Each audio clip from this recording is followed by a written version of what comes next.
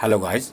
So today I am talking about the most common question is what is the difference between opacity and fill. So here is the opacity and here is the fill. When you decrease the opacity like this,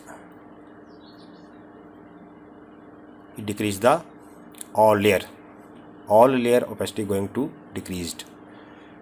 And if you decrease the fill, only layer opacity going to decrease. If you made any factor like I made drop shadow like this one, so if you decreased fill,